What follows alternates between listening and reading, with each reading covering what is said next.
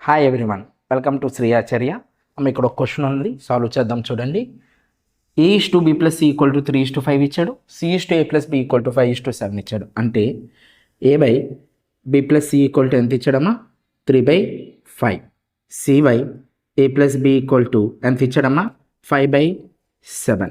మనం చూసుకున్నట్లయితే total a + b + c ఎంత అవ్వాలమ్మా? 3 + 5 8 అవ్వాలి. చూడండి, టోటల్ a + b + c చూస్తే ఎంత అవ్వాలమ్మా? 8 అవ్వాలి. ఇక్కడ చూడండి, టోటల్ a + b + c చూస్తే ఎంత అవ్వాలి? 12 అవ్వాలి. 12 అయ్యింది. అంటే మనకి ఏంటి? a + b + c కావాలి. మనకేం కావాలి? a + b + c total. కానీ ఇక్కడ సమానంగా ఉందా? లేదు. దీన్ని మనం సమానంగా చేయాలి. అంటే ఏం చేయాలి? 8కి 12కి ఎల్సిఎం తీయాలి. 8కి 12లో పెద్ద నెంబర్ ఏంటమ్మా? 12. 12కి డబుల్ ఎంత? 24. 24 అనేది ఏ టేబుల్లో డివిజిబుల్ అవుతుందా? లేదా? అవుతుంది. సో ఎల్సిఎం ఏంటమ్మా? 24. అంటే దాని అర్థం ఏంటి?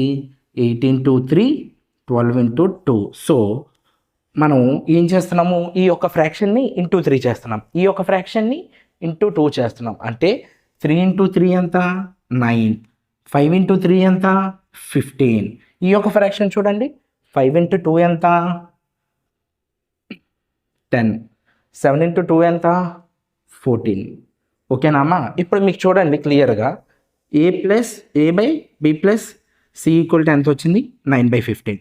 c/a + b = 10/14. సో ఏ వాల్యూ ఎంతమ్మా? 9. c వాల్యూ ఎంత వచ్చింది మనకి? 10. మనకి టోటల్గా ఏం తెలుసమ్మా?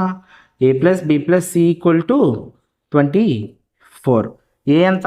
9. b మనకి ఎంతో తెలీదు. c ఎంత? 10. 24. అప్పుడు b వాల్యూ ఎంత అవుతుందన్నా? 5. వాడు అడిగిన రేషియో ఏం అడిగాడమ్మా? b/c. So b/c. b ఎంతమ్మా? 5. c ఎంత? 10. రేషియో ఎంత అవుతుంది? 1:2. సో 1:2 ఏ ఆప్షన్లో చూడండి. 1. Option number C is perfect.